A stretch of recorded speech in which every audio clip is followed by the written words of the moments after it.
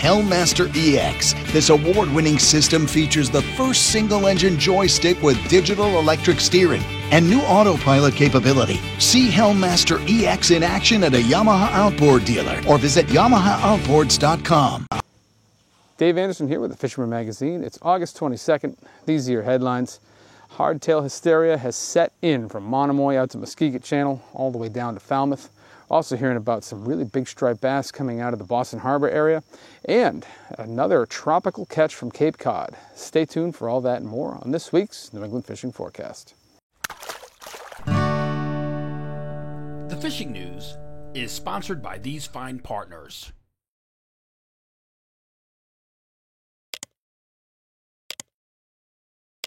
For our viewers of the weekly video fishing forecast who watch us on our Roku channel and listeners who may hear us on iTunes as a podcast, we have an important announcement to make.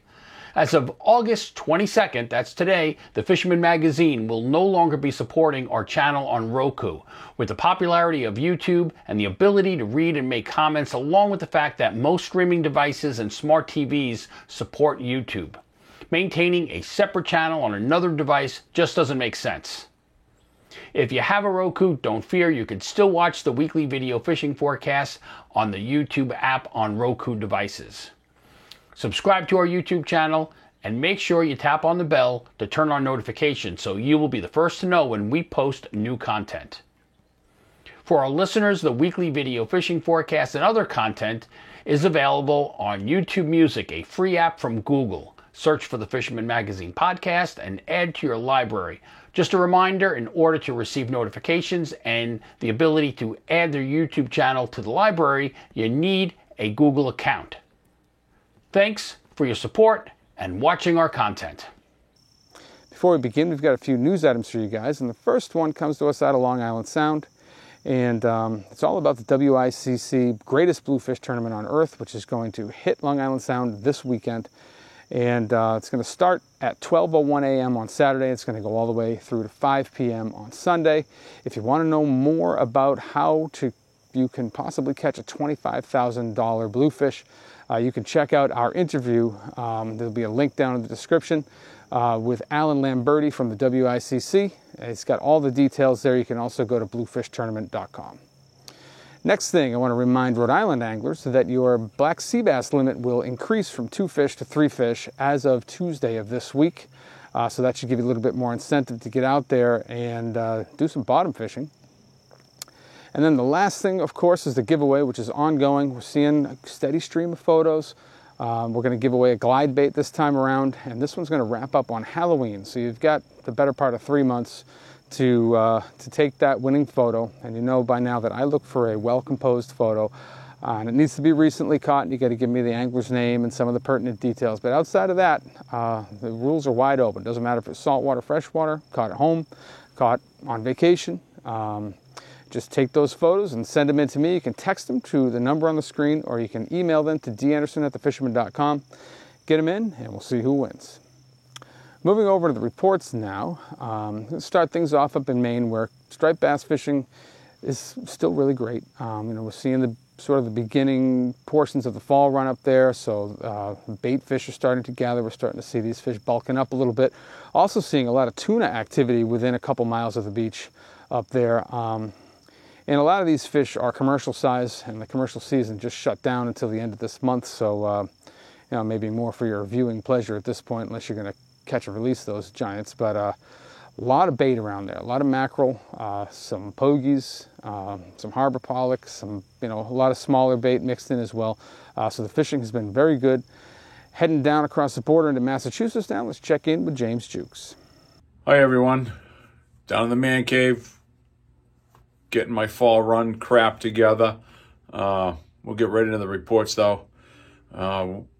Over the weekend, weekend fishing was pretty fantastic. Myself, I had fish to 45 inches, 8 fish on Friday night, few Saturday, few Sunday. I didn't get out Monday, but I suspect when I get out tomorrow night or Wednesday night, things are going to be on fire. This super moon is really, really bright. Did make for some tough fishing, but if you made some adjustments, you found fish and got into them. This is definitely the start of the fall run up here, no question. Fish are moving fast and furious. Needles have been the trick. Soft plastic have been the trick. Live eels were off the hook. There's bait pouring out everywhere. North of the island, south of the island, over to Gloucester, up into New Hampshire. Did get a report from a buddy. He had fish to 46 inches up in New Hampshire. Few other spots were producing as well also. The big swell was the deal. Anybody on the beach has changed tremendously. So make sure you get out there and do your scouting because of that, the changes in the beach. Any of the rock structure, they're all good. Yeah, just keep on going. The fishing should pick up and get a little bit better towards the new moon coming in a couple of weeks. But other than that, Dave, we're all good here.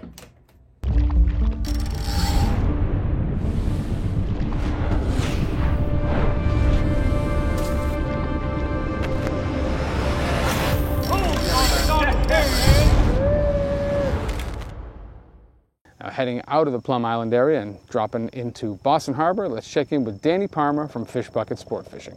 Thanks, Dave. Here we are in Stellwagen Bank, hooked up. This week we had an exceptional week of fishing on the harbor.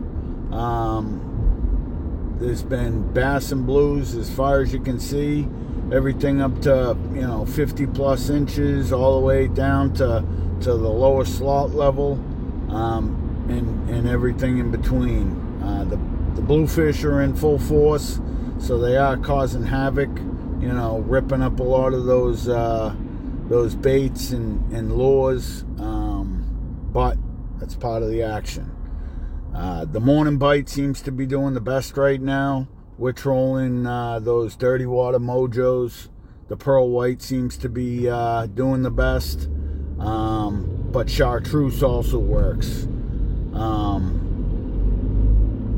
The pogies are just about everywhere. There's probably a couple of acres that moved into the harbor. You'll see them flipping on the top.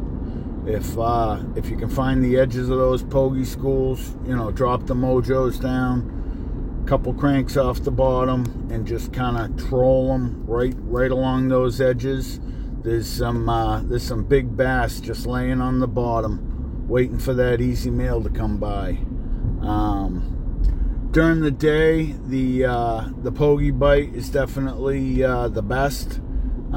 We've been cast netting a bunch of pogies, throw them in the live well, and dropping them down to the bottom. We got like a 3-way swivel, keep them on the bottom, and the stripers are there picking away at them. So Friday, we did manage to get out to Stellwagen Bank.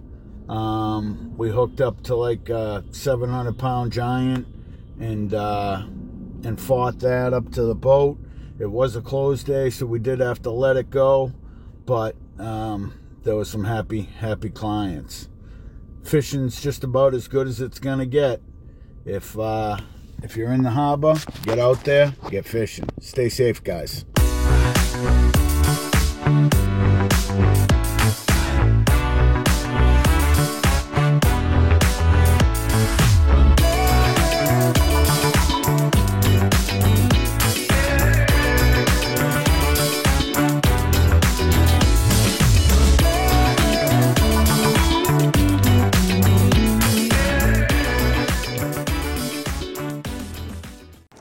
Heading out of the Boston Harbor area, we're seeing more of that nearshore tuna activity. These fish are on bunker from Graves Light all the way down through to the Plymouth Power Plant. Again, these fish are technically off limits right now because the commercial season is closed.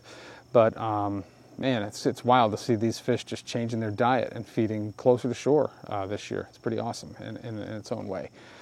Striped bass fishing along that stretch has kind of taken a few steps back. since the really great fishing in the first half of July, but it's holding its own. Still a lot of nice fish around. There's enough pogies around that are keeping these fish well fed. Some big fish in the mix. It's just been more of a boater's game than a surf fisherman's game more recently, and the fish seem to be a little bit more scattered. There's also some big bluefish in the mix out there. Crossing the canal out onto the backside of the Cape, striped bass activity has been holding its own there as well. Very similar to what we're seeing up toward Plymouth. There are fish around, there's some big bait around, and for the most part, if you're looking for those stripers, you need to find the bait first. But there are some good ones, and also some fish up on the flats.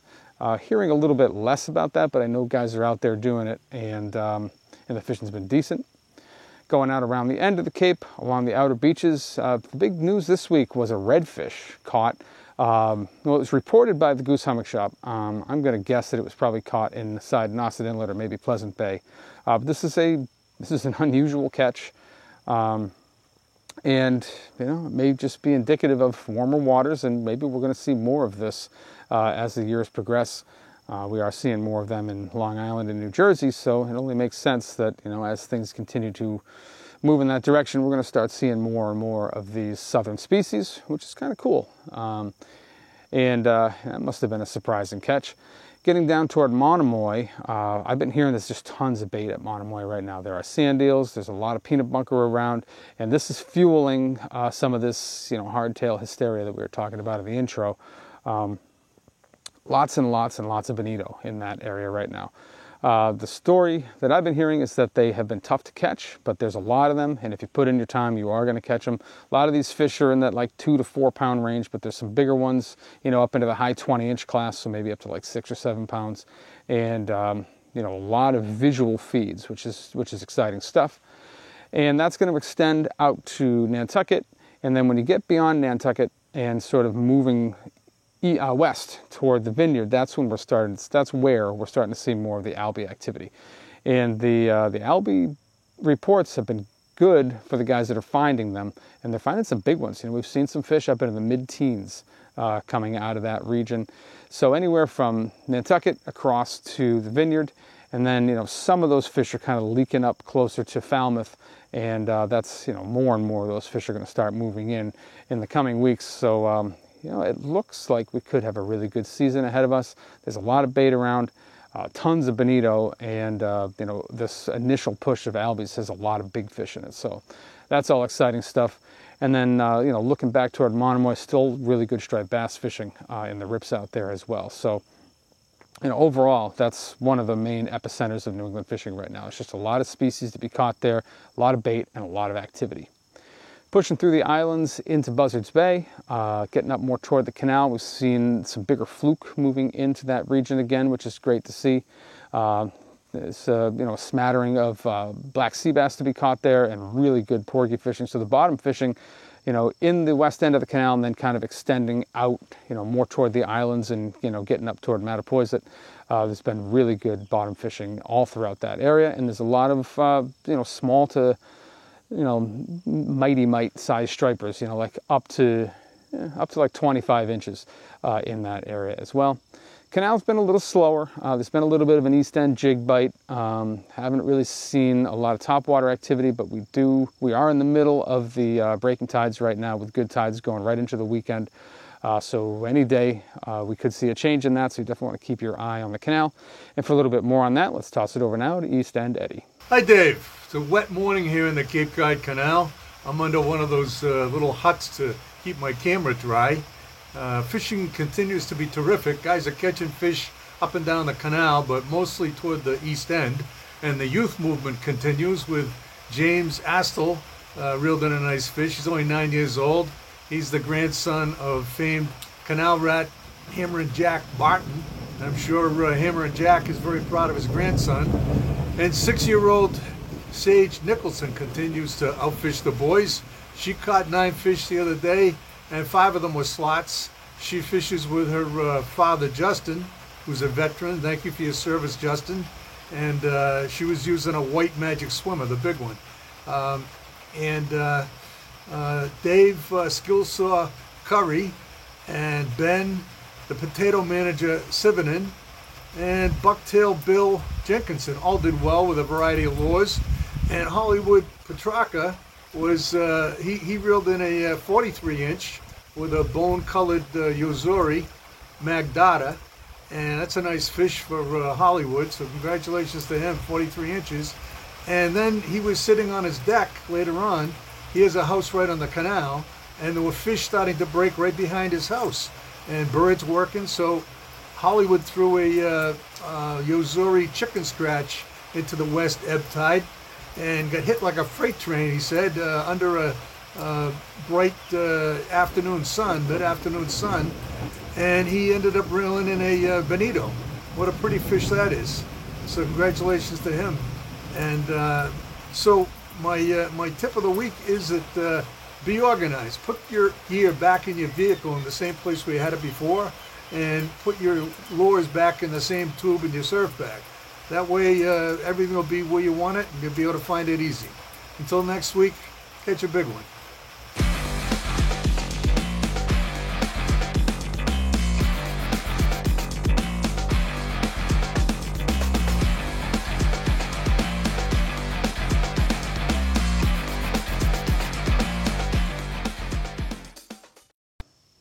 And then heading out to Western Buzzards Bay, talking to Jason Colby. The river still has good stripers, even some overslot size fish up to 40 inches or so. And still some bonito outside the river. Still waiting on the albies there. It's going to be, probably at least 2 weeks before they start showing up there. Bottom fishing's been good. Sea bass is looking great. And really good summer togging continues this week. And that's what I have for you guys in Massachusetts. Crossing over into Rhode Island now, we'll start things off with an East Bay report from TJ Kopecky. Thanks, Steve. Hey guys, lots of stuff going on here in the East Bay and a little bit across towards Prudence Island. We're going to start in Bristol Harbor over towards Papa Squash Point, and right around the corner to Colt State Park. There's been a lot of birds out there. There's a lot of bait moving around. We did get a couple of trips out there, and we landed some nice bluefish. Nice to see some blues back inside the bay. Along with those blues were some nice keep striped bass that we also hooked into there. And I've also got some good reports of some squetig and some good fluke action on the northeast corner of Prudence Island. Right in the hole there that goes through before you get to Potter's Cove. So there is some good bottom fishing going on over there also. There's also some jumbo porgies make that, around in the mix, feeding on all this. And then also some tog action going on inside of the Mount Hope Bay area towards the Mount Hope Bridge. So things are just really starting to heat up here. And with September coming, I just think things are starting to get better and better. But I think some of the albie action that we would get inside the bay is a little bit slow and a couple weeks behind right now. So with the bait here sparking and everything coming out of the rivers, I think the fishing in the East Bay is going to get better and better. Up towards the Warren and Barrington rivers, I haven't really heard many reports, nor have I tried for some small bass, which usually get up inside of those rivers. The only thing I can tell you is there are lots of skipjack bluefish. If you like to catch them and use them for either bait or fry them up in a pan, I know a lot of people who do that. Just be alarmed that there's only still just a 3 fish limit on bluefish, no matter what the size. So other than that, going forward, I think we're going to have a good next couple of weeks here in the bay, and we'll catch you guys next week. Tight lines. Things are heating up in the Coastal Kayak Clash. This week we had 3 entries that made some waves on the big board. Mark Carlson starts us off with a really nice fluke at 26.5 inches, landing him in 2nd place for the category. Todd Treones has come on with a vengeance, and he scored again this week with his 3rd place tog at 19.5 inches. Justin Oser keeps the train rolling with a 19.5 inch category leading bonito, adding some meat to his tournament lead. The top 3 of the leaderboard looks like this. Todd Treones holds 3rd place with 7 points. Bob Wagner clings to 2nd with 8 points. And Justin Oser increases his lead to 12 points. Remember, you need to be a subscriber to the Fisherman Magazine to be part of the Coastal Kayak Clash. Now, the dominant subject in the, knitting circles of Rhode Island angling right now is still the tuna bite, which it's held on, but it's definitely changing. As the word travels and we get more and more nice days, there's more and more boats going out there. Last week we were hearing about 100 boats on the fish. This week I've been hearing about 200 boats on the fish. And this is one body of fish. There's not really a lot of other spots where these fish are gathered. So once people get on them, they're doing some damage, and the results have suffered. We're seeing fewer and fewer fish caught per boat. So where a good day a couple weeks ago was ungodly numbers, 20 plus fish, now a good day is like 4, and most guys are getting 1 or 2. But the jig bite has been very good, and even some topwater feeds in the mix. In fact, while I was on vacation last week, some of the other fishermen guys headed out with Captain Connor from Tall Tales Fishing, and they got on this Block Island bite, so here's a little bit from them. Some of the staffers from the Fisherman Magazine, along with myself, got the opportunity to fish on the new North Coast 41.5 HT. It's a 41-foot fishing and luxury boat. Awesome boat. Got out there, and hey, that Block Island tuna bite, they didn't lie about it. We didn't lie about it either, because we had some tuna. But even more, Captain Connor, he was captain on that trip. He's gonna give us some tuna tips from how to catch those tuna south of Block Island. Connor, what do you got for us? So the technique I like to use for jig and pop for these wreck size bluefin, because I have a 31 downy, so I go slow. So I don't do a whole lot of hammering around, chasing after fish. I try and find fish isolated and work them carefully. So I need context clues, to find these fish. If we don't have tons of whales, tons of life, tons of obvious signs, I can't just hammer around the ocean, when a buddy calls me. So I have to get creative. So I look for oil slicks a lot. I look for tuna chicks on the surface, shearwater birds, kind of cruising above the waves. Any signs of life above the water will give me clues what's happening under the water. So the specific technique we like to do, I always set up at least 2, sometimes 3 dead stick rods. That's usually a Ronzi with a fast action tip. So what happens is you stick that rod right in the rod holder. Depending on the tide, you try and set it at different depths, and you just let the boat's movement kind of manipulate the movement of that jig. And that gets a lot of bites. That's almost always the best biting jig on the boat. But then while we have that, we do a couple other styles. We do some speed jigging, for fish that want to come up quick on the jig, and we do some bottom sweeping or slow up and down jigging for more of a lazier bite. Or if I have older clients or guys that aren't that accustomed to jigging, they work it slow, while some more advanced guys can jig a little faster. And that kind of covers different water columns, different speeds, different techniques. I'll keep an eye on the sounder, and all the pieces kind of come together. I'll try and get some jigs up at the thermocline, wherever that is in the water column, or if we're marking fish lower, we'll try and cover where the fish are, and give it our best shot, throughout the whole water column. So when we hook up on the jig, on the metal jig, I say the same thing every time. Reel until you can't reel anymore. Almost to the point where you reel until the drag starts taking off. Because so many times these fish come up or they swim at the boat, and you might feel the weight, you might get tight, but we haven't set the hook yet because they're swimming up. So you just reel until you can't reel anymore. It finally gets tight. It knows it's tight. Then you can give a couple hook sets and really knock it in the back of their mouth. You know what I mean? Most important thing, reel, get tight. So the end game is a super important part of this whole process. Once the fish gets up tight, we have a little bit of line, all right? So there's all that load and force is on a much smaller diameter line now, okay? So odds of terminal failure are higher now. Odds of break-offs from chafing, hitting the boat, etc. can happen. So we got to have someone on the wheel who's good, able to spin the boat if we get near the propeller or danger zone. We have to have someone who's good on the rod, able to move around the boat if need be. And really, everyone kind of has to work together. And the final blow is the gaff. You get the gaff in the fish. Take your time. So many times I've seen people reach down, try and force something. They nick the line. They get a bad gaff in the tail. It messes the fish up and you lose the fish. Take your time. Once they're pinwheeling around the boat, we're in control. Once you get a good shot, confidently gaff them away from the line. Heading up towards shore now, the striped bass fishing around Newport is holding on, still very good. We see the summer fishery every year, and it's mostly a boat and kayak thing, but there are some nice fish being caught. Some of these fish are moving up into Newport Harbor, which are, you know, a little bit smaller fish overall, but the bite's been very good. And there's still some good fluking to be had around the bridges as well. For a little bit more on what's going on in that part of the world, let's check in now with Jeff Sullivan. What's up, Dave? What's going on, guys? So this week's been a very productive week. A big moon, a big tide. We had some offshore storms going on, so it brought in a lot of productive water.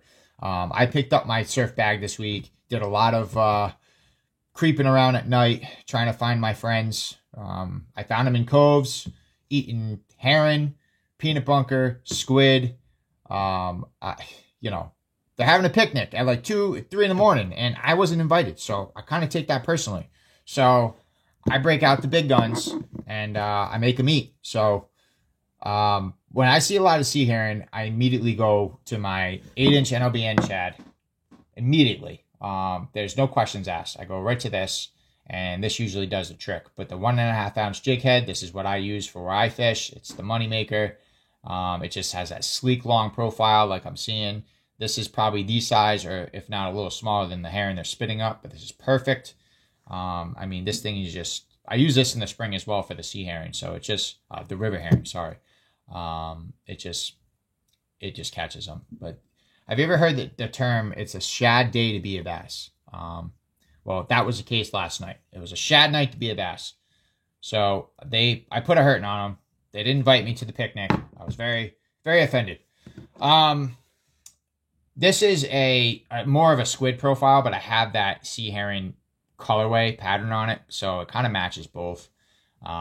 This is a big 12-inch number 287 Lunker City Sluggo with a 1.5 ounce jig head. I zip tie them because I get a lot of short strikes, and they just pull it off, but now with the zip ties they don't, so keep that in mind. Zip tie your baits, guys, remember that. And the bucktail, I've been doing really good damage on the bucktail. Blurple bucktail, white bucktail. I made this articulated. I've been trying this out. This is kind of cool. That stops the short strikes, and it looks like herring. I mean, a bucktail, I like a lot of fur of mine, so it doesn't sink so fast. It kind of gradually goes down. You know, I kind of use the swells, let the swells pick the bucktail up, push it back down. I mean, it's just been a really fishy week, Dave. What can I say? Big moons, big tides, big fish, you know. So that's what I've been doing. But yeah, same time next week. All right, guys, go catch them. Later. Heading down toward Point Judith, we're starting to see more of those bonito moving into that area now. And some striped bass fishing along those beaches has been picking up quite a bit as well. And out at Block Island, we're definitely seeing more striped bass. It's like a resurgence of the stripers moving on to Southwest Ledge, which has been really good to see. We had a little lull there at the end of July, but that's picking back up. Bottom fishing has been good as well, and for a little bit more on all that, let's check in now with Captain John Lee from JL Charters. Hey guys, John Lee, JL Charters over in Point Judith, Rhode Island. We've had a good week of fishing. We got out maybe 5 days ago and hit those small bluefins on jigs. I wouldn't say we ripped them. There was about 200 boats out there. The fishing was off. It was off the day before. It was off the day after. We did manage 2, maybe 30 pounders. Not a lot of life, a couple of storm petrels, a little bit underwhelming. That should recharge. I have heard that there's better fishing to the east and kind of to the south a little. I don't know. We've had some good striper and bluefish trips for this time of the year around Block Island. A lot of sharks. Duskies, brown sharks. We saw a little white shark yesterday, a juvenile, maybe 5-footer. The black sea bass fishing and fluke fishing is definitely sliding deeper. We had our best days in 70 feet. Even the scup are like 35, 40 feet. We continue having a lot of fun with those big scup on freshwater poles. It's a lot of fun. I probably have the most fun of anyone on board. Little jigs. It's a blast. Have a good one. Get out there and fish. And then heading out toward the breachways, surf fishing reports have been good. We're seeing a lot of fish in that 30 to 40 inch range, a few bigger ones. Seems like the best striped bass fishing continues to come for those throwing live eels. You don't need to be in the breachways though. You can hit those rocky points. You can go out to Napatree, you can go out to Watch Hill, and you're probably going to have success. It's mostly been a nighttime thing, which is no surprise for this time of the year. But we're also seeing more and more bonito moving into that area. They're joining some chub mackerel and some bluefish. And the fluking has picked up as well for the second week in a row. We're seeing, better action overall, and we're seeing a few, bigger fish in the 7 to 8 pound range. And that's what I have for you guys in Rhode Island this week. August 24th and 25th on Long Island Sound. WICC Surfside Hotel Greatest Bluefish Tournament on Earth. $25,000 for the heaviest catch, plus additional prizes equaling $40,000. Sign up now at bluefishtournament.com. Now crossing over into Connecticut, I'll remind you guys again that we have the WICC Greatest Bluefish Tournament on Earth happening Saturday and Sunday this week. So expect to see a lot of boats, expect to see a lot of guys targeting bluefish, and expect to find a lot of guys who are disappointed that they can't fish the race, because the race is the best place right now to find bluefish. There have been some really big blues inside the race. The best advice I can offer you there is to just fish inside of that coal rigs demarcation line. And just get as close to the race as you can. Just make sure you don't cross the line, because if you do win, you're going to have to take a polygraph test, and it might be hard to pass that. But it's been more bluefish than bass inside the race right now. If you want to target the bass, you got to get out there at night. That seems to shut off enough of the blues to make it easier to target the stripers. For those looking to find that $25,000 bluefish, I would recommend looking for bait before you're looking for fish. The good thing is there's a lot of big bait around right now. We've seen pockets of bunker hold up around the mouth of the Thames River. There's been some bunker around the Niantic Bay. There's been some bunker around, lots of bunker around actually, and the Connecticut River and the adjacent areas, and all the reefs seem to have just a smorgasbord of different bait fish, from butterfish and sand eels to peanut bunker to little tiny stuff to adult bunker. So looking around for that bait first is going to give you a better opportunity to find some of these giant bluefish that are in the Sound right now. And you may also find some big stripers with them, which would be a nice and welcome side effect, I'm sure. And anywhere there's bait, there's going to be other game fish species. You're going to find some fluke on those deeper ledges. You're going to find some sea bass, and the porgy bite has been incredible across the entire state. So you'll have no trouble finding those. As we get up closer to the Connecticut River, let's check in with our guys. We'll start things off with Captain Mike Roy from Reelcast Charters. Hey, what's up, everybody? For this week's fishing report, striper fishing remains good. We're starting to see some topwater blitzes here and there. Not consistent, but with these cooler temperatures, I don't want to say fall run yet, but we're getting into that kind of that pre-fall run period. There's some small bait on the surface, like silver sides, and they're getting chased on some days by stripers and bluefish. Speaking of bluefish, we did see a push of big gator blues moving into the deeper reefs in the Sound, so that's great for the upcoming bluefish tournament for people doing that. Black sea bass fishing, it's good, but once the boats get on them and heavily pressure them, they get picked through. That's kind of the story of sea bass for most of the season anyways. A ton of porgies out there. The other big news is the brown sharks. There are more brown sharks this year, and these are big sharks. These are 5 to 8 feet long. Some of them can weigh over 200 pounds, and they are eating the stripers. They're eating the striper bait. They're all around the striper schools, everywhere in Eastern Long Island Sound. It's more than I've ever seen. Pretty much multiple times a day, no matter where you go, up and down the coastline, we're running into these big sharks. So that's starting to become a pretty serious issue here. And that's about all I have for you for this week. Stay tuned. Get ready for the fall run fishing. We have some openings for that. Thanks. And now heading down to the mouth of the river, take a quick ride out to Westbrook. We're going to check in with Matt Stone from Black Hall Outfitters. What's up, everyone? Matt here from Black Hall Outfitters in Westbrook with this week's fishing report. Definitely getting into some cooler nights right now. It should fire up some of those stripers into feeding mode, which is going to be a lot of fun. These next 10 weeks are my favorite weeks on the water for sure. Still going to be kind of summer patterns for bigger stripers, unless it's kind of a cloudy, rainy day. So you're going to be going evening, morning, night, throwing topwaters, live eels, big soft plastics. You control some tubes. Look for working birds this time of year too, especially near the mouths of creeks and rivers on an outgoing tide. Tends to consolidate the bait within those current seams and make it an easy conveyor belt of food for those fish. They'll stack up there and feast. Fluke and sea bass still really steady. Fluke's been really good all summer. It's been awesome to have a really good bite. We've got the Bluefish tournament coming up this weekend. We are a weigh station here at Black Hall Outfitters in Westbrook. Look forward to seeing some folks weighing in some big bluefish. There's some snapper blues around as well. Speaking of bluefish, snapper poppers, little cast masters, things like that. Always fun with the kids. That is the report. Get out there and enjoy some of these beautiful August days. Heading west from the Connecticut River, the reefs are holding some big bluefish, but they definitely have been scattered. It hasn't been easy to kind of nail them down. So you're definitely going to want to be moving around if that's the area that you want to target. There are some big bluefish there, and I know that the tournament has been won out of that area before, so it's definitely a viable spot. Striped bass action in that area has been about the same. You know, a lot of these fish are transient. They're moving around a lot. The good thing is there's a lot of slot size fish in there. So if you're looking for a striper to take home for the grill, that's definitely a good place to check.